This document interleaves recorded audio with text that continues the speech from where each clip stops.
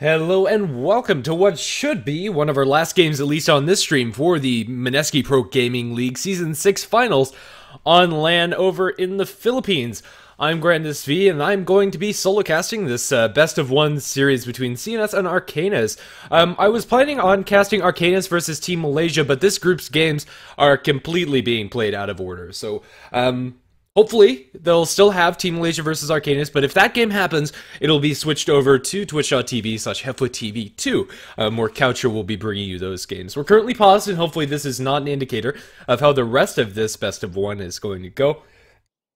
As for me, I am almost completely wiped out, and hopefully I'll be able to muscle through this last game. Thanks for sticking around here on the HeflaTV streams as we bring you the Mineski Pro Gaming League, and it's been quite a show. We've had lots of good games, and hopefully tomorrow, at least the organization behind the scenes will be running a little bit more smoothly. No more LAN issues and what have you. Looks like G comes out from Arcanys at the very least, and hopefully we'll have CnS as well. Okay, so we're back into this game. G comes out from both sides, and, well, we don't really have a draft to talk about immediately, as that is going to come out shortly. Honestly, I don't have very much information about either of these teams off the top of my head. I don't get to cast them very often at all, as usually I'm asleep at this hour, or at least just waking up and not really in fit shape for casting. So the times that I have seen them, Arcanys, they've been looking pretty darn good. And we'll just have to see if they're able to keep that up. Last game, I believe they were running a Tinker and a Nature's Prophet and a Brewmaster as their three cores, and it worked pretty darn well for them. Played very aggressively, and in the end, we're just able to close out the game fairly easily. Either way, the early bans are going to come out. Mostly from Arcanys, with the Lycanthrope and Broodmother being banned out, not wanting to deal with any of those huge split-pushing heroes. And Broodmother, she's been seeing a lot of hate as of late. I don't think that's because she's an incredibly strong hero, but mostly because she's just pretty darn new to Captain's Mode altogether. With Nagasan, Death Prophet the bans from Click and Search of CnS, it is going to be Brewmaster picked up from Arcanys, and the follow-up Scarth Mage. No big surprises here. Razor is available in the pool, and I don't see a great reason why you shouldn't pick it up for CnS, or they could go for one of their supports, Earthshaker, Brewmaster, Earthshaker, Sand King, or Ogre Magi on the top of my list. Vengeful Spirit is a close fourth, but instead they'll go for one of their cores in the Faceless Void. Good against the Brewmaster, as well as good with the Scarth Mage. Can't really go wrong with it, at the very least. It is going to offer them some sort of initiation tool, and has the chance to scale very well into later portions of the game. So let's see how this all works out for the Vengeful Spirit. The choice for Arcanys is going to be really nice defensively up against Faceless Void and Scarth Mage. One of the best defensive supports against it. Swap out of the Mystic Flare inside the Chronosphere, although generally costing Vengeful Spirit her life, does save your carries. And it's a very useful tool to have at your disposal. A nice place stun in the early portion of the game, especially if you can isolate that Scarth Mage. Very easy to pick off and kill, especially if you have some sort of follow-up disable with your other support, which could be, honestly, pretty much anything. As far as bans are concerned, I expect Witch Doctor potentially to see a ban slot coming out from Arcanys, just not wanting to give away another big support that combos well with the Faceless Void. That might be left in the pool and they could have it, but for now they're going to take out the center. Not sure if I'm entirely on board with this ban coming out from them. I think Faceless Void might just be the offlaner for Click and Search, and a Centaur would end up muddling things a little bit, but Centaur Scarth Mage's combination definitely can't be underestimated, so we'll see him taken out by Arcanys. You can't really fault them for it, at the very least. Playing up against the Faceless Void is always pretty problematic for whoever's against the Faceless Void, because Chronosphere is such a large AoE, and a spell that's really hard to work around.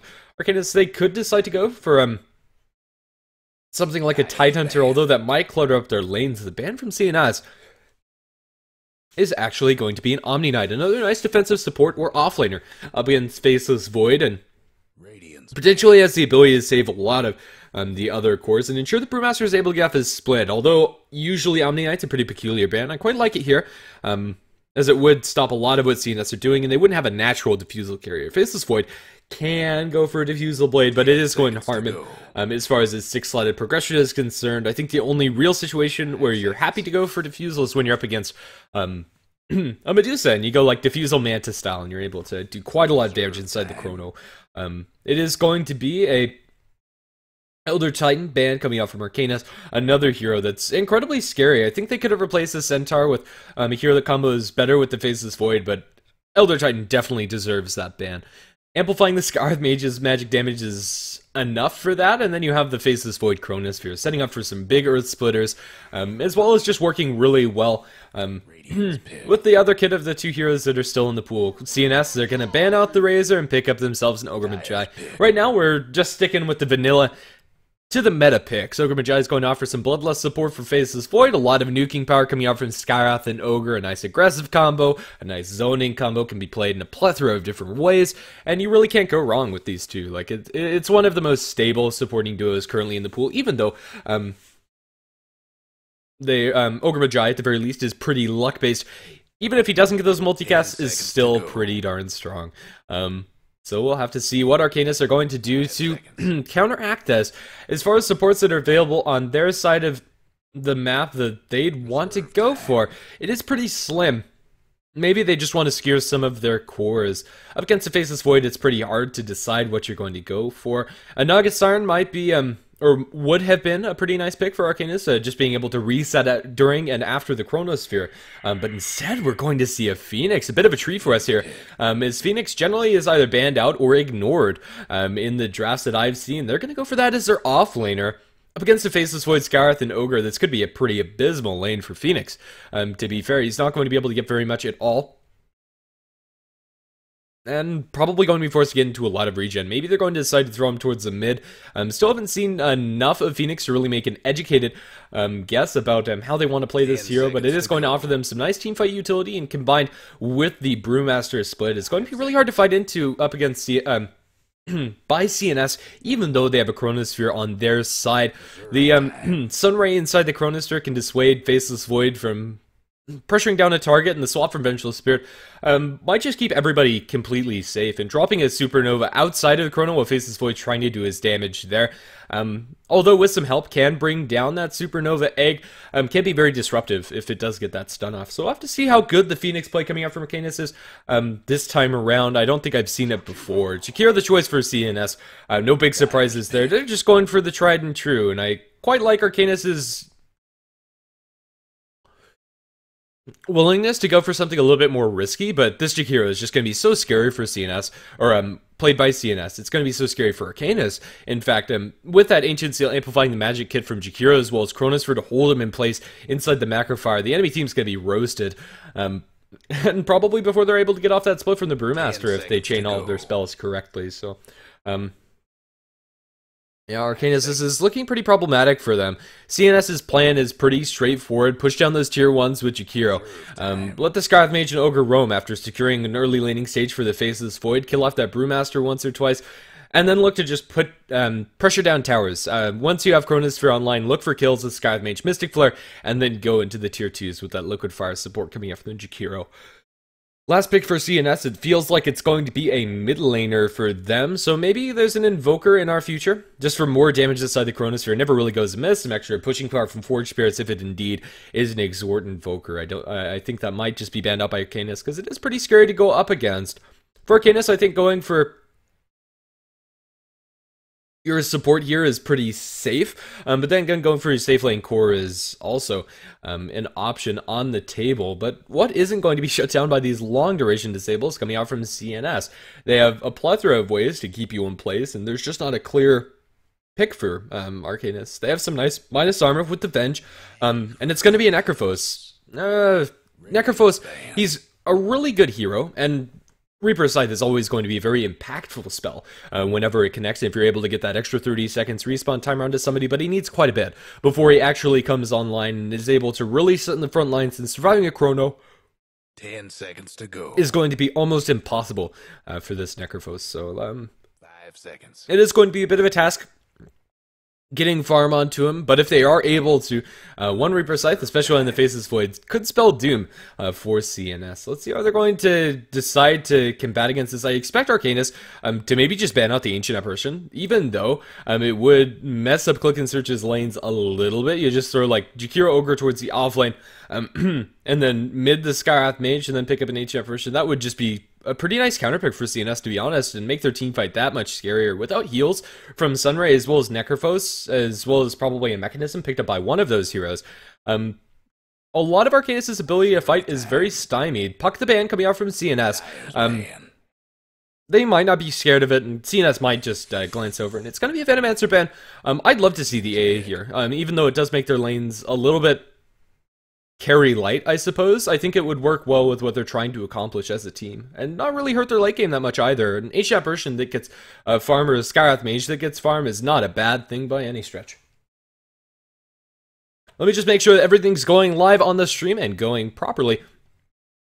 I am solo casting this, so there might be some sort of awkward pause where I go ahead and try to check out all the technical stuff behind the scenes, so bear with me. It shouldn't be too much longer. I'm also very darn tired, so if I say something stupid, that's probably just because I've been casting for upwards of 9 hours, or at least trying to be casting after like 2-hour delays of pauses. It's been pretty intense. We'll have to see. CnS. 10 seconds before they drop their cards onto a singular hero. Still holding out for that AA, but it could be that Invoker that I was talking about earlier. Instead, they go for the bat. It's going to be another way to start fights, and a decent way to start fights at that. As far as offlaners are concerned, if they didn't want to go for that Jakiro dual lane offlane, this is a pretty good one. Always able. Oh my goodness, excuse me, I'm starting to lose steam. Hopefully that never happens ever again in the history of Dota. That was an extended yawn. But either way, Batrider is going to give them a decent way to initiate, although they are picking it up into a Vengeful Spirit, as well as a Necrophos that could just Reaper Scythe you down if you get clapped, Magic Missile, or what have you.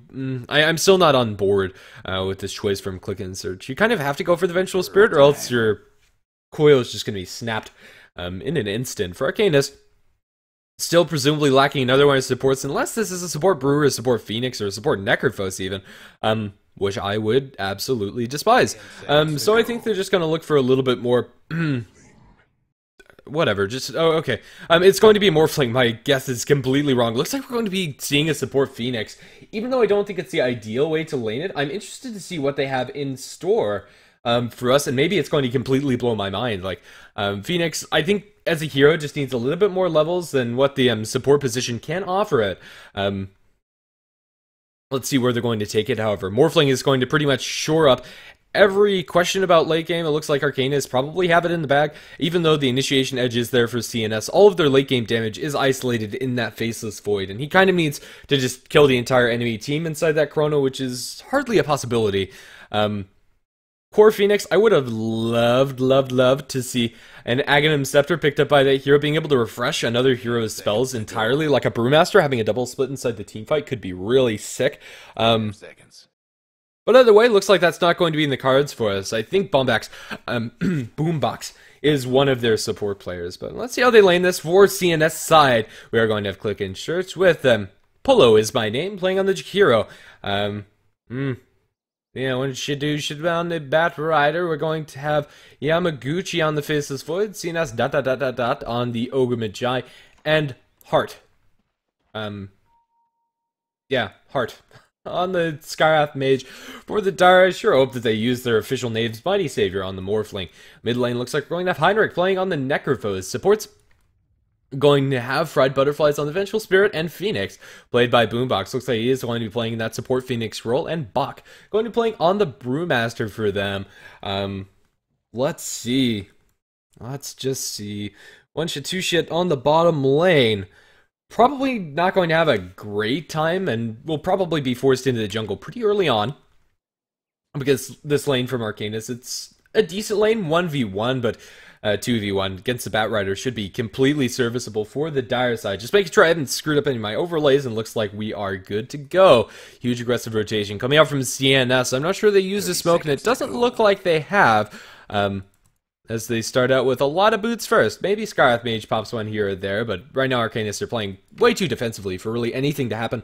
CnS, they're going to be able to secure control over the enemy jungle if they decide to place any wards there, but honestly Arcanys' heroes won't be shut down too much by blocking these camps. They'll just secure them, the block on the pole, if they so desire. I believe that ward blocks the Dire pole camp, but don't quote me on that. The spawn boxes on these things are janky. I think that does. We'll just have to see. Got a feeling this is I could gonna also be be good. completely wrong. It looks like we're going to have a mid-faceless void, actually, coming out from the Radiant side. I was not expecting this, but they all went out as a unit, so they do have this potential to go for lanes like this. It's going to be 1v1 versus Necrophos, which is a lane that Necrophos should have a fine time in by himself, although the base damage advantage for Faceless Void is going to be annoying to deal with. Hunter should be just fine unless kills happen, and well, what an opportune time for a pause. We're going to have Heart being hit by that magic missile and follow up a little bit of the right clicks of the Necrophos and the Phoenix. Still nothing yet to be leveled by Boombox. If it's going to secure this kill, I think Icarus Dive is the spell to go for, but Scarth Mage is so squishy. Not even sure if they need it. Let's see how this is going to go down. He is going to spawn the Fire Spirits, looking for a little bit of extra damage. One tags him. The second one, I believe that gives him the buff, and now he's completely gone. Going to burn the fire and the flames as Boombox draws first blood by killing Heart. And well, for now, I am pretty accustomed to listening to a co-caster, and I suppose I'll just have to give my analysis. This is wonderful for Arcanys. It wasn't on the mid-hero, and their mid-hero didn't get that kill, so it's not going to immediately impact this lane, but a little bit of extra experience for Necrophos and a little bit of extra gold definitely doesn't go amiss on a core such as Necrophos. And Faceless Void, it's going to have some innate pressure onto him. For now, it was a tri-lane mid, but Vengeful Spirit's going to waddle her way up towards top. No boots on its Vengeful Spirit. Pretty darn slow. 295 movement speed on Fried Butterflies. Unlikely to get any kills, but just offering a magic missile if they go aggressively onto the Morphling in turn. Morphling getting literally nothing out of its lane to start things off. Jakiro is going to have this pretty much on lockdown. Although level 2 on both of them, the constant tower push coming out from the Liquid Fire spam is going to be really annoying for them to deal with. The Ogre isn't accomplishing much in this top lane, but now he is going to run through a pole for CnS, and things are looking up for Radiant, at least in the other two lanes. Bottom, the matchup that we haven't really talked about, I thought it would be okay for the Brewmaster, but without the support of the Phoenix, zoning out the Batrider, is going to be relegated to soaking XP and not getting very much farm at all. 10 and 2, Batrider is completely doing fine. There's like nothing to stop this Bat. And he's going to have a very quickly timed Blink Dagger. We are going to see Ignite Spam going up on the Mighty Savior. Going to be annoying for him to deal with, and my goodness, that Phoenix voice line for Bounty Rune is quite annoying. Not sure if that's too loud for you, but maybe it's just because I'm tired, but that sounds atrocious. Either way, Mighty Savior is going to be working away at the top lane. He's getting some CS under tower, but his tower is eventually going to fall. Although it's only a couple hundred damage here, he's eventually going to lose it just because it is a Jakiro pushing in. And if Jakiro is able to keep the creep equilibrium at about that line, between this area, really. Yeah, that makes sense. We'll be able to put a lot of pressure on that tier 1 tower, and the constant Ignite Spam is stopping Mighty Savior from farming as freely as he really would like to. Lanes are looking up for CnS despite that first blood being on the Skyrath Mage. Skyrath down in bottom, one Clarity left, has been zoning out the Brewmaster pretty effectively, but Brew's still getting some sort of levels. It's going to be up until level 6, where Brewmaster really needs to get in order to have an impact in this game. Once he has that Primal Split available, Arcanys can look to make some kills, but without the Blink Dagger, initiating them is going to be pretty difficult, and Arcanys' fight just doesn't come online fast enough. Batrider going to be able to get a couple of stacks of that Napalm, and now Bach with 3 stacks inside the Firefly, bottling up from the Batrider. 4 stacks, that's going to be a very easy kill onto the Brewmaster, even without a lasso available for the Bat. Tying up the kill score 1-1, and it's going to be Bottle and Tranquil Boots to start things off for the Bat, but he'll be well on his way towards a Blink Dagger at a very early click. Faceless Void in mid is going to be zoned up very effectively by this Necrophos, just being able to constantly spam out those death pulses with the Bottle constantly running, as well as having the 1-point hard stop aura, which is just so annoying if you're laning up against that, even as a solo laner. Boombox as well as Fried Butterflies are going to eat a dual breath up and top, and now it Ignite into the Phoenix. Phoenix is going to be just fine, getting similar levels to that of the Brewmaster, a little bit less. But still working admirably. They are going to get both of their creep camps to respawn and now potentially look to farm them up again. There's a little bit of a stack, and they can farm that with Fire Spirits, although it's not the fastest. And might just be better for them to ignore that. Bottom tier 1 tower is being pressured freely by creeps as the Brewmaster is being pursued yet again by this Batrider. Now with the backup from the Faceless Void, it's being another kill onto Bach as he's going to be dropped before he gets his level 6 available. And this kill going the way of the Faceless Void. It's just not Brewmaster's lane, to be honest. Like, this Brewmaster, as an offlaner, really needs to get off to a decent start and get that level 6 ASAP, but that's just not in the cards for him. He's currently well behind the enemy course, and his enemy counterpart on the enemy team, which for now is that Jakiro, who's going to be throwing up a couple of his spells into Fried Butterfly, and Fried Butterfly is going to be fried in the Dual Breath, as well as the Liquid Fire. Boombox is going to be able to make his way out of here, use the Icarus dive previously, but not going to be necessary to get himself out of trouble. Tranquil Boots now on the Phoenix is going to mean using his spells as a whole hell of a lot more easy. But either way, Jakiro back into this top lane with the help of the Ogre. The tier 1 tower is only taking about 350 chip damage. But let's see, once we have level 5 Liquid Fires, when that push can really start getting put together by CnS. Runes secured by either side, but nothing too significant, although there is potentially kill in mid. They'll throw a Magic Missile, Icarus Dive to slow him down. The Fire Spirits do some damage, secondary Fire Spirit, and a Death Pulse will secure the end of his life, as Heinrich is going to be the one to pick that one up. Although with only 1 point into the status, doesn't heal him that much, it's still a nice boon for Heinrich in this lane. Going to be sending out to himself the completed power treads. I'm interested to see what build this Necrophos is going to be going for this game. And whatever it is, it's going to be pretty darn good. Involved in 2 kills, getting last hit on that last one. Is at the top of the net worth chart, all said and done. Batrider is going to be able to avoid disaster inside the river area as he fireflies over a handful of trees. It makes himself scarce. Halfway towards the Blink Dagger, he has delayed it by going, oh my goodness, I have a terrible sound in my ears. Hopefully that's not you, and it's just me with a headache early in the morning. But either way, Blink Dagger is about halfway there for the Batrider.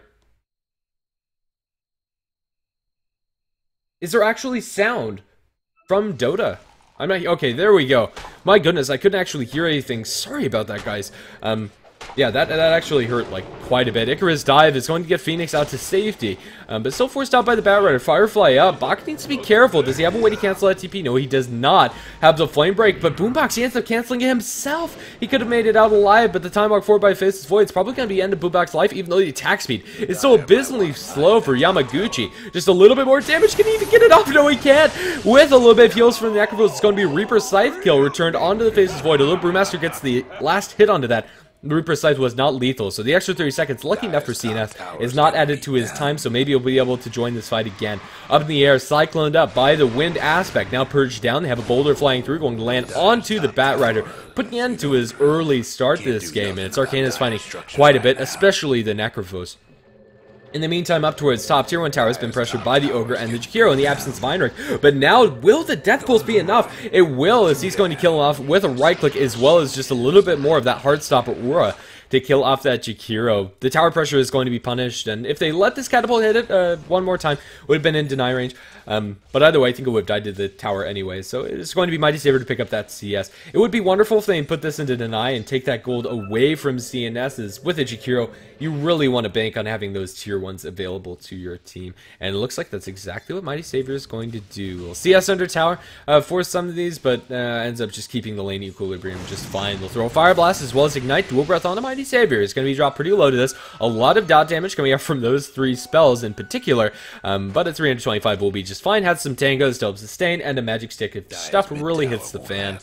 Yamaguchi still have yet to see a Chronosphere, but we might see one now as they catch out the Necrophos, but he decides against it. The haste rune from Necrophos is going to be enough to save his life. Now, probably would have been an unlikely kill. Now bringing up some backup, they're going to silence up Boombox, but now Fire Spirit, they throw the Chronosphere onto 2, focus down this Phoenix. It's really hard, the Fire Spirit attack speed on Yamaguchi. He just can't do it. Ultimate from the, excuse me, Phoenix is going to keep him alive, and the haste rune is still there for Heinrich. He has the Buckler going, and now he's going to go very deep onto Yamaguchi. Doesn't have enough mana for the Reaper Scythe, unfortunately. Would have been a pretty straightforward kill if he had mana for a Death Pulse Reaper Scythe, but ends up not having that. Morphling is going to be forced back to base after another barrage of those dot spells, and they do lose a tier 1 tower. I didn't see if that was denied or not. No, it was destroyed by Jakiro, but now CnS tagged by those Fire Spirits. Can't right click to fight back with the Icarus Dive through. It's going to slow down his attack speed, or his movement speed, and it's also going to be Radiant's Courier to die. I didn't see how that went down, and what was it even delivering? My goodness, it dies here? How did that happen? I really want to know how that courier died, but I think I'm just going to have to watch the replay later on in order to do so. Things are falling off the wheels for CnS, even after Some nice kills going the way of the Batrider especially. He still doesn't have that Blink Dagger, which honestly is pretty surprising based on his start. And after that Courier Snipe on Arcanys and a couple of good pickoffs, they're well on their way back into this game. Morphling's immediate impact is going to be delayed since his CS is pretty bad, 22 and 6. Definitely have seen better, but he has plenty of time to make up for that. Batrider going to find Lasso on the Boombox, pulled back, Fire Blasted up. They should be able to kill off this Phoenix pretty easily. Icarus died, but no ultimate available. Still on cooldown for 32 seconds. Bach will be able to make his way out of there as the Brewmaster swaggers back towards his Vengeful Spirit and his tier 1 tower. Does have a split if he really needs to get out of trouble, or potentially could look for a turn. But for now, it's just going to be that pickoff onto the Phoenix, who has been doing a really good job. Like, those Fire Spirits, whenever they land, that attack speed still is just so immense, especially if you take a look at, like, the Faceless Void when he's trying to attack. That 120 attack speed means that the Faceless Void is hitting with actually 35 attack speed, which at this point in the game is pretty awful. And for any point in the game, 35 attack speed is pretty awful. It is going to be a really big tool in Arcanys' disposal that they have to shut down his right clicks inside the Chronosphere and pretty much make sure that if the Skywrath Mage is dead, no kills are going to happen inside the Chrono. And up until this point, Skywrath Mage doesn't have his level 6, still a couple creeps away, but they will go instead for the Vengeful Spirit. There's backup in the form of the Brewmaster. It'll kill Polo very easily. Now go forward onto the Skywrath Mage. There is the Supernova on the backline. It's going to keep Phoenix back up at full health. They're going to drop the Scythe. It doesn't kill off the Skywrath Mage yet again. Reaper's Scythe at this point doesn't really do that much damage, but it does secure the mechanism. Zynrek is involved in a couple of kills, as well as the blink for the Brewmaster. It's just looking very good for Arcanys. They're getting these key items up at key moments. Icarus died behind the tower from Phoenix. It's going to take a tower shot for his trouble. Ends up finding out CnS, and CnS is going to be clapped down, and looks like he is going to fall. Fire Spirits land through. Got the Fire Blast onto Bach, but no further help onto this Ogre. He's going to die. Concussive Shot might save the Skywrath Mage. They're looking for an Ice Path. Doesn't land on either the Vengeful or onto the Phoenix, as both of them are looking to make their clean escape. Vengeful Spirit pretty darn slow. Now with the Dual Breath, looking potentially for a neutral deny. Will she be able to find it? She will not, as Jakiro gets that dot kill. Skywrath Mage Mystic Flare landing on the Boombox. The Chronos just going to land on a 3, but doesn't even have the damage. Yamaguchi is still attacking pretty darn slow, even without the Fire Spirits on top of him. Fire Spirit dropped by Boombox. He can't actually secure that kill on the Phoenix. He'll be able to throw a couple more Fire Spirits, and Yamaguchi blink forward. Body blocks from the Brewmaster. Doesn't have enough mana for a clap, but it doesn't even matter. Time walk away. There's another Fire Spirit coming out shortly. Not even necessary, as the Urn TP out from Boombox. Going to keep himself safe. Yamaguchi is going to be able to survive as the Morphling's killed up in top by the Batrider. Phoenix gets the kill in the Faceless Void as he does tick down to those flames. Batrider picked up his Blink Dagger prior to that fight at a pretty similar time to the Brewmaster, and he will find a pickoff and rewarded for it, but it still feels like the advantage is in favor of Arcanys. Right now, the advantage in gold department is a little bit over 3,000, and the experience about 3,000, a little bit less in fact, but still a pretty tangible lead for them to be working with. Morphling's really the slowest one in the pack, less farm than the enemy Jakiro, and a little bit more farm than the enemy Faceless Void, who also hasn't been having a very good time. Like, in lane, up against this Necrovos, kind of as to be expected. Necro just did so well, and he's been involved in 13 kills. Every single one of the kills had that Necrovos in it. Supernova almost killing off the Batrider. The Urn tick, it's going to be enough. They kill off the Supernova, but that's another Courier Snipe going the way of the Dire team. They just haven't been careful enough with that Courier. What the hell is even going on with it? I wish I knew. CnS dropping pretty darn low in the mid lane, probably going to fall if they're able to pursue him. They just need one Death Pulse and then he's gone. Positive Urn Charge is going to keep him back up and fighting safe. There's your Death Pulse, cancels your Urn Charge. Now with the Magic Missile, it's going to be the end of his life and a Sadist Charge for Necrovos as he can pursue for even more. With that Heartstopper Aura still going through, Blink Clap is going to end the poor Jakiro's life. And it's 17-7. Arcanys are looking dominating in this game. Yet another Courier Snipe going their way.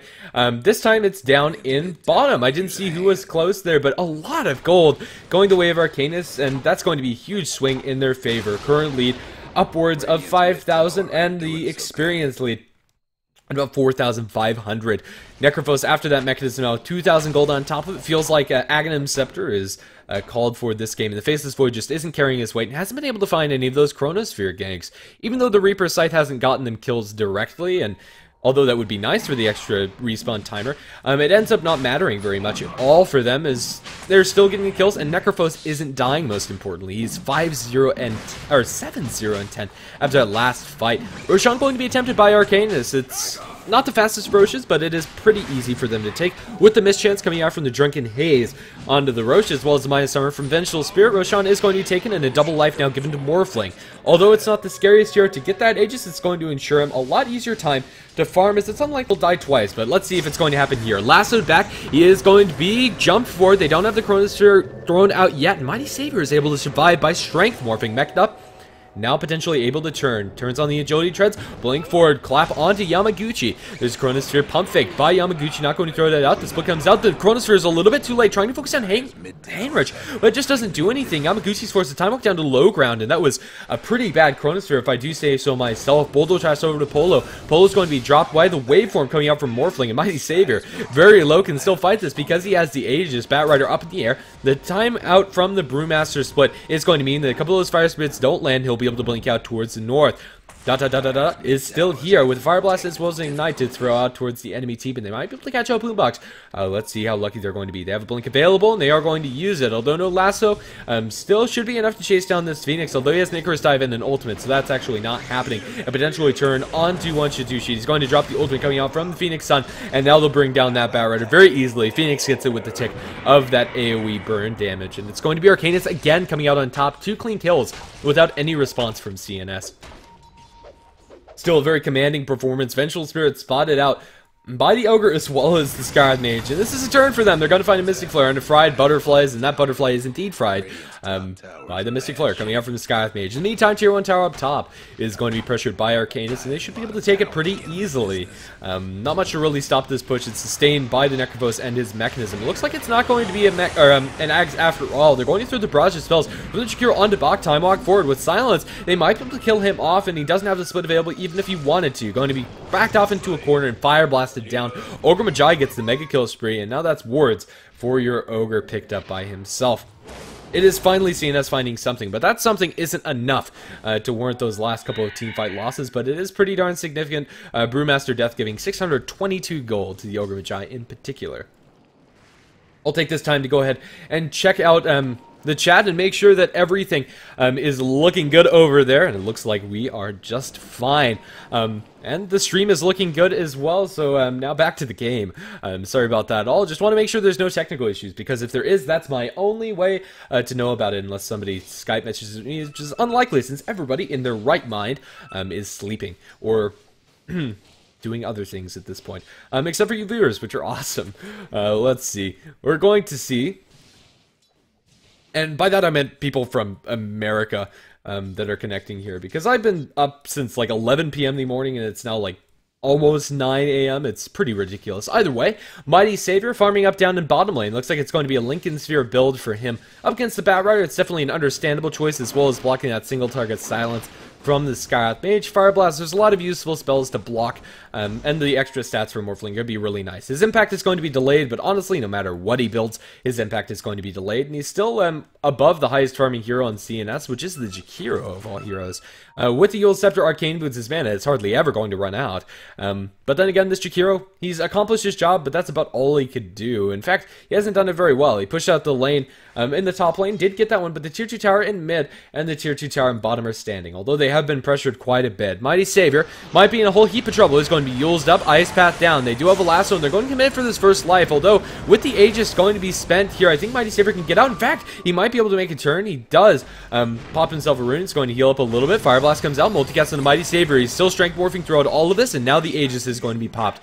Waveform was previously used, but now back on cooldown with the Icarus dive coming through of the Phoenix. They're going to focus down the egg. That was a very risky dive coming out from this Phoenix to try to save Mighty Savior, but didn't even need saving. Silence is going to keep Morphling from getting out of here with the Waveform, and now jump in from Yamaguchi. My goodness, that move from the Phoenix was very questionable. If you get Fire Spirits on all of those heroes, maybe he can go for it. Now Heinrich is going to pay the price for the rest of his team sticking around a little too long. He's silenced up. Flame Break, it's going to bounce back, but the Chronosphere is going to end his life, even though Jakiro does walk into it. Doesn't matter. It's 3 clean kills towards CnS, and my goodness, that was an over-eager attempt to help a friend that probably didn't need helping to begin with. Morphling's choice to reinitiate instead of just waveforming out and trying to book it probably cost two of his teammates their lives, and I'm not sure who actually makes the calls on Arcanys' team, but honestly, the Necrophos and Phoenix dying there is completely and utterly useless and unnecessary. Faceless Void's going to go for the Midas, and even though it's really late, I think it's a necessary evil after Power Treads and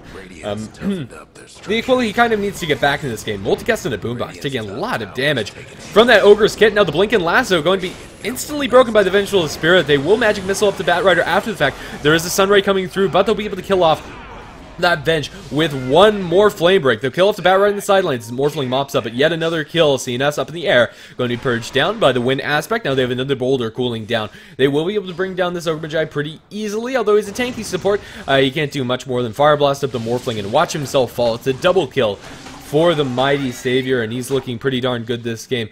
I'm thinking he's going to be getting that Midas at a decent click. Farming better than the Faceless Void, even though he is going for Midas. Up towards top, I didn't see exactly what happened to that tower, and it looks like that tower was destroyed by the Dire, so no deny attempt, or deny succeeding from the Faceless Void.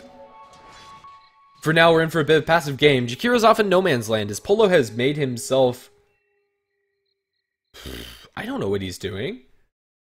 He's on a secret mission. He's flying out to himself a TP scroll from the side shop. My goodness, that was very interesting. But yeah, not sure how Polo ended up there, but he's going to get out of there now. And the courier hopefully will make it back to base safely, but my goodness, if it doesn't, that could be disastrous. And they almost spotted out. It's going to fly over neutral camp, and there's the Dire's side.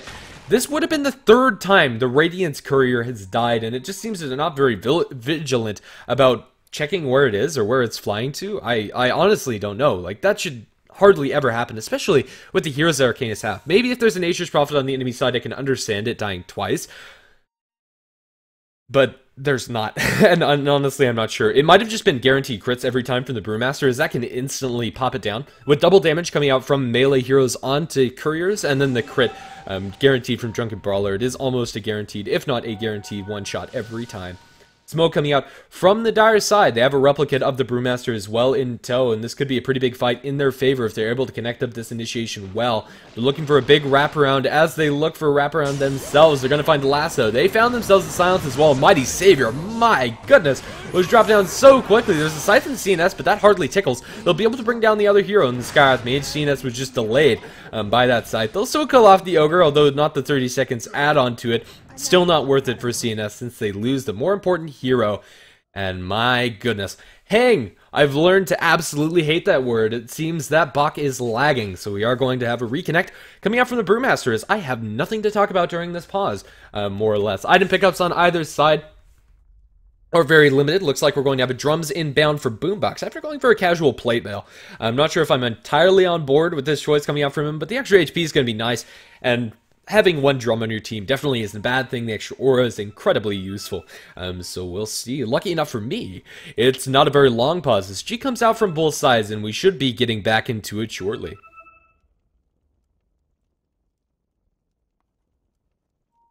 Well, maybe we're getting back into it shortly. Ha, there we go. Go, go, coming out from our Batrider friend, and we are going to get back into this game. Smoke from the Vengeful Spirit is not going to be popped, but does time out naturally. For now, the Brewmaster split ends, and my goodness. Please. This isn't getting any better. We need people to stop tripping on power cables. I don't understand. Of course we have to wait. Like, 3 of you are disconnected. Like, what do you want us to do? We can't, like, start the game in good faith. Oh well. There's a 1 flying over the Necrophos' head. I don't know what that means. Oh, that's what it is. That's a counter for Sticky Napalm, huh? I didn't know it looked like that when you zoomed up. Yeah. That is just the counter for Sticky Napalm. The numbers in Dota 2, if you did not know, actually appear in 3D on the screen. So if you like take a look at this gold, you can switch it around, and now they got 93 gold for that melee creep. We'll see. Yamaguchi currently in combat with the Phoenix. Not a fight he can actually win, mind you. With the Fire Spirits, Phoenix can 1v1 you very easily, especially if he has the ultimate available in Boombox. He's not going to fall, presumably, here. But then again, the Fire Spirits are going to wear off in a handful of seconds, and with the Fire Spirits not on Yamaguchi, maybe he can turn and solo kill this Phoenix bubble. Let's see. 7 hits to destroy. Lasts for 6 seconds. Basis Void 1.69 per attack. Yeah, it's not happening. Wait. That is with the slow coming out from the Fire Spirit. Slowed by 140. I'm actually curious whether or not he'd be able to turn and kill the Supernova instantly, but we are restarting one of the PCs on LAN, and it's nothing I can do about it. So you're just going to be forced to sit here as I talk about random stuff in Dota, or maybe not even in Dota. I wish I had a co-caster here so we could banter, or I wish I knew exactly what was going wrong, but at least this time we kind of have a reasonable time window for whenever it's going to reconnect. I'm going to go ahead and take a look at the chat. It's probably full of stuff that I don't understand at all. And very well, it is stuff I can't understand at all. Sorry, I can't read Tagalog. And any other language than English gets really sketchy for me. Some Spanish and some French, maybe. But even then, it's pretty iffy. And, well, thank you for watching this games. If for nothing else, to support the teams that you quite like. I'm sure that CnS and Arcanys like that you're here and watching them, as do I. It's very nice to see so many people inside the chat, even if you don't speak English. That's perfectly acceptable. And you can speak other languages in the chat, as long as it's not overly rude, which it very well might be. This guy, well, he's not going to be there much longer. Wow, that went on for a long time. I wish I had other people to actually look at the chat, but since it's just me, I have very few chances to actually look at the chat, so I'm sorry if your chat experience is borked.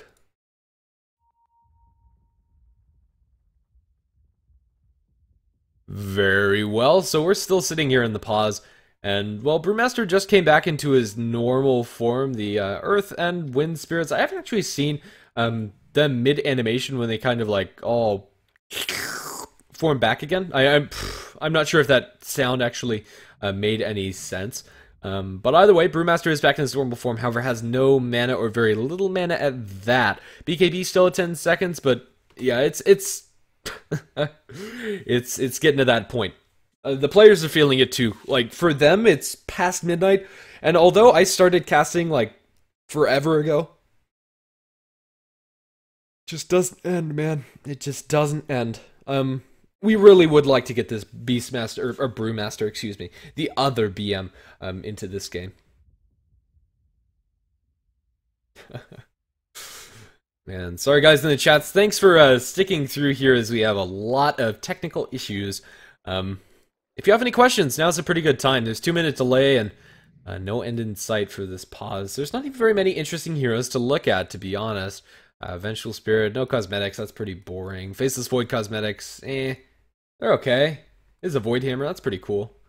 But, I don't know, not the most interesting of heroes to look at. And honestly, how are they going to get all the cosmetics to work with the remodel? I think that's going to be the biggest issue. Or how are they going to compensate you for completely buggering your cosmetics? Yeah, they might be able to keep the weapons, but even then,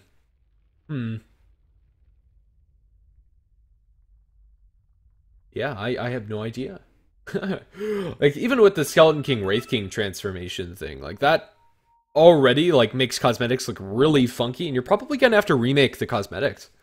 We'll just have to see. Brewmaster's back in the game, but he's not officially back in the game. There we go! Yes! No! Arcanys... Okay. We're good. Go! Almost giving me a heart attack. I really want to sleep. But I also want to watch awesome Dota, so... You know, that's life, I suppose. But standing and watching a pause screen is not what I signed up for. Not at all. I can look at pause screens whenever, but watching these two teams play, fairly rare. Let's see. Or at least for me, since it's just at such an awful time. They are going to jump back into the Bat Rider, but he'll be able to force staff away. However, the Faceless Void, not so lucky. Time walked already. The Ice Path Macro Power coming out. He's going to be critted down, and Burnson Necrophos and his Heartstopper Aura, a double kill for this Necro, excuse me. BKB popped by the Brewmaster, is trying to pursue any further, but doesn't have enough mana for a clap, and doesn't have the split available. Just a Drunken Haze. He does have stick charges, now has the clap up, and looking for this Bat Rider potentially, but an Invis Rune is going to keep him completely safe, as there is no detection. Yeah, that pretty much sums it up. Pretty nice win for CnS in that, or excuse me, for Arcanys in the last fight, especially if your name is Mr. Necrophos. And no matter what Heinrich is building with this Ultimate Orb, honestly, I don't think it entirely matters. It's going to be a huge item for him. I think it's just going to be a Scythe of Vice for Heinrich, and I'm not sure if I entirely agree with that choice, but even if he goes for Linken's himself, I don't think that's bad. Phoenix in mid gets obliterated. Mystic Flare was used in that, and amplifying the Jakiro's damage with that Ancient Seal is no joke. They'll be able to kill off that Phoenix before any thoughts of getting an ultimate off are available for him. Tier 1 tower and mid is going to be dropped pretty low, but a lasso initiation onto the Vengeful Spirit. Silence up, Ice Path up, Fire Blast, and that's going to be the end of Venge's life. No big surprises there. Venge, if she's the one lasso, can't do anything about it. And the Tier 1 tower falls in favor of CnS. Even after losing that fight, they're still finding map objectives, which is pretty impressive. It is going to be a Scythe of Vice for a Necrophos, so going to have some double Scythe action. One for the Reaper and one for Gwynsu. Let's see if Heinrich is going to be able to make good use of it. Blink at the backlines, instantly scythed up. The Bat Rider is going to know that Necrophos does have a Scythe of Vice, and that Scythe really did nothing at all. Tier 2 tower is going to be fortified by Arcanys. Now they blink forward by the Brewmaster. They have a split and are going to spend it. Chronosphere in the backlines catches out Heinrich. Heinrich's rocking to the low. They do have the Mystic Flare, but now he's going to be healed up, swapped out, excuse me, by the Vengeful Spirit. The ultimate coming out from the Phoenix is going to heal him back up to full, and as all of his spells refresh, right clicks from the Bat Rider aren't enough to kill off Toasted Butterflies. Now the split on the sidelines, making havoc as they clean up Yamaguchi with that burn coming out from the Brewmaster and his Fire Aspect. Scythe onto CnS, he can get nothing off, and Heinrich still survives. Going to be a killing spree for him. They kill off the Phoenix with a blink in. Coming in from the Bat Rider, and he'll be able to get it as quickly out, but it's still a pretty convincing win for Arcanys. 4-step away will keep Bat Rider safe from an illusion created by Morphling's Replicate ability. It's going to be a gold swing of about 1,000, but most importantly is the heroes that get that gold. Necrophos now sitting on about 1,000 on top of this, and it's going to be completed Lincolns for your Morphling. The net worth is flowing for Arcanys, and the only one that's close is the Bat Rider, and honestly he's the least important as far as getting items are concerned for CnS, to be fair. He is going to be going for a BKB, which is a nice item choice, so Bat Rider is going to be getting quite a bit, but they need this Faceless Void to start doing something, and with the items that he's gone for, it's not really in the cards for him. He has a Midas as well as Mask of Madness inside the Chronosphere. He can't focus anybody down very easily. Roshan going the way of Arcanys as well. I believe this is the second Roshan of the game, and indeed it will be. This is going to be a second life. Looks like it's going to be for Mighty Savior on the Morphling, and he is going to pick that one up. Heinrich probably going to be forced back to base, but no matter. It is going to be Arcanys reloading and getting ready to start pushing themselves. Even without the Chronosphere on their side, the Chronospheres coming out from Yamaguchi have been not good enough to kill off Arcanys, and focusing on Necrophos is always very hard, especially when defensive swaps come out. This is really the biggest issue for CnS, is that Fried Butterflies, when he's alive, just bails out the Necro or the Morphling, and they can't do anything about it, and that's the life of the Vengeful Spirit. Venge, or KDA doesn't look too impressive, but it's a true support KDA. 0, 5, and 13. She's doing her job, and doing it very well. Despite looking really bad in the net worth department. At least for me, probably the MVP for Arcanys, even though everybody is playing well. CnS, the same can be said for them. They have the Blink as well as Yule's on Jakiro, and some nice utility from the heroes, but is enough. Let's see. Going to Yule's up, Bach, into the Ice Path. They have the follow-up. He's just going to BKB on impact, and now with the Icarus Dive over the top, Fire Spirit's flying from the Phoenix. There's Chronosphere, but it only catches one, and the damage just isn't there. He's getting healed up by the Phoenix. Flame Break and Macro are doing the most, but the swap coming off the Vengeful Spirit, they can do nothing, and that's Chronosphere with Boulder Toss going to land under the Bat Rider, but ends up not doing much. Brewmaster is just on the sidelines, wreaking havoc as Heinrich is diving the base as well. I'm not sure if this is the wisest of moves, but they have a Reaper Scythe, and they're going to commit it to Yamaguchi. He doesn't backtrack that one, and it's going to be a kill for Heinrich. He's going to get that stack of Sadist, as well as kill off the Faceless Void, and he's down on the deck for 74 seconds. Bach casually walking beneath the Tier 3 towers, sharing the Mystic Flare between the bench, as well as the Brewmaster now healed up by the Mac. Arcanys and their sustain through these fights is amazing, and they can go high ground. There's no Chronosphere, and there's no Faceless Void for 60 seconds for that matter. They have to worry about the Bat Rider initiation, but with the Lincolns as well as an Aegis on Mighty Savior. There's really nothing to fear for him getting lassoed. Maybe even throw that onto like the Necrophos. They are going to multicast up one of Necrophos' illusions, but this is going to be a clean set of barracks going towards Arcanys. And with their lineup, this is not something you can comfortably give away. Lincoln Sphere popped onto Bach, and he's not going to be silenced up immediately, but ends up not being able to get much off. They lasso with the Vengeful Spirit, but that's the only target they can go for, and they don't even focus her down. Batrider swapped in. Vengeful Spirit's going to die under the tier 4 towers, presumably his Fried Butterfly is going to fly. And, well, we're going to see the Batrider get that last hit. Everybody else is still fighting behind the enemy bases. It's an aggressive move by Arcanys, and it's going to pay off as they adapt to strike down that poor Jakiro. Ignite is going to pop the Lincoln's and Morphling, but in the end, that's all it's going to do. There's still an Aegis on Mighty Savior. Honestly, I'm not sure why he gave it to him. He didn't need it. BKB on the Batrider is not going to save you from the right click, but Force Staff inside the base plus BKB will. Or from Arcanys trying to make a clean retreat. The miss on the Liquid Fire last hit onto Bach is not going to slow him down or do any damage, but in the end they'll be able to bring down this Brewmaster pretty easily. The rest of Arcanys' heroes have made a clean retreat, and in the end what matters is that the two barracks in mid have fallen, and now Arcanys, it's a pretty smooth game from here on out. Ironric, 3,000 gold on top of whatever he has. We're going to see Yasha on the Morphling and presumably a Mantis style next. He's going to have that pretty soon, and they're just getting so many items for all of their heroes. They have an illusion of the Necrophos, and let's see how cheekily they're going to be able to use it. Unfortunately, I don't think the illusions of Necrophos get the Heartstop auras, so it's pretty darn obvious that this Necrophos is a replicant.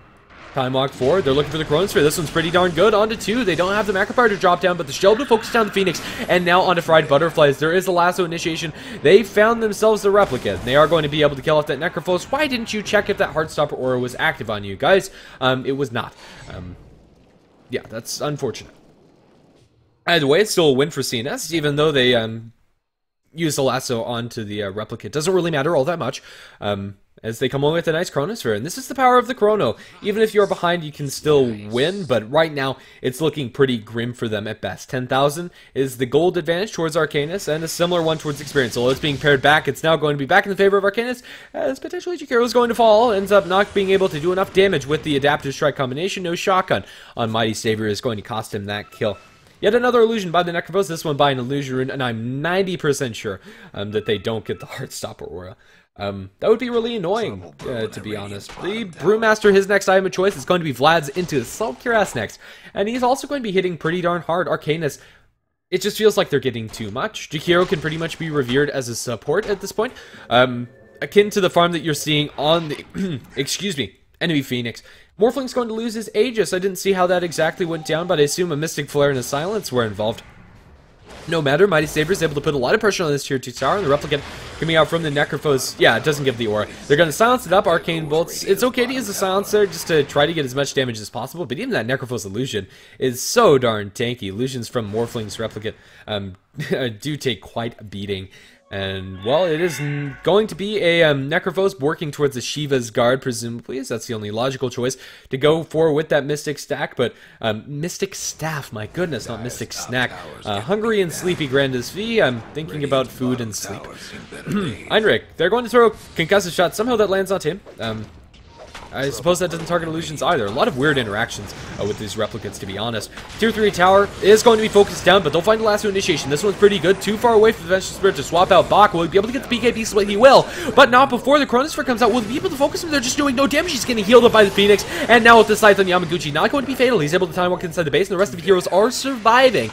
Gem on the deck, but Arcanys have just to focus down the structures. There's a Supernova, and they can't kill off this Phoenix. The Vengeful Spirit is going to fall, but Phoenix is back up, fighting with a vengeance. Picks up the gem on the deck, and now tier 3 tower is going to fall, and melee barracks soon after. Arcanys buyback on the Vengeful Spirit. They recognize that they can pretty much end this game now, and it looks like they are going to do so, and if they don't, it's going to be pretty darn close to it. Adaptive Strike lands into the Jakiro. Doesn't do any significant amount of damage, but doesn't matter, as they've taken the second and final racks that they can take before rotating up towards top to take that tier 2 tower. The Sunray coming out from Bootbox this time around isn't that impactful, but their sustain is pretty ridiculous. Effigies being destroyed left and right. The little huts are being taken on as well. More gold for Arcanys. Fire Blaster being thrown out by Ogre Magi, but CnS, I think their back has been broken. Right now, there's just not much of a hope that they can come back in. We'll see if they're going to be able to do it. Jump in for a clap onto Polo, and he's going to be obliterated by a magic missile. Silence onto the, Necrophos is going to be a pretty nice tool for CnS to delay this, but it looks like the tier 4 towers are going to be focused. Arcanys are going to be able to get ding, ding, ding, ding, but it's only onto the Replicant. Brewmaster Replicant is going to fall, but it doesn't matter. The tier 4 number 1 has been taken. They're going to look for that lasso on a Mighty Saber. Everybody's going to Manta now with the split. Oh my goodness, they're going to be able to turn and kill off that Batrider. I have no idea how Necrophos didn't get that kill, but it's going to be GG called out, and rightfully so. A very nice game coming out from Arcanys. It looked pretty even up until like the 23-minute or so point, but after that, just convincing teamfight after convincing teamfight in their favor, and a really good showing coming out from them. Thanks for watching. I've been GrandisV here on HeflaTV 1, and if you like the casting you see here, you can follow the HeflaTV group on Twitter, Facebook, as well as here on Twitch at HeflaTV, and the VODs will be uploaded to youtube.com/HeflaMoke. This has been the Mineski Pro Gaming League Season 6, I believe, finals that are coming to you from LAN Live here from my bedroom. Either way, that'll be it for now. I need to go sleep, and thanks for watching. If you want some more Dota, I believe Coucher still has some more games that will be going on twitch.tv/HeflaTV2, so be sure to check it out. After a couple of ads, I'll be hosting over there, so you can just stick around in the stream and eventually be redirected there.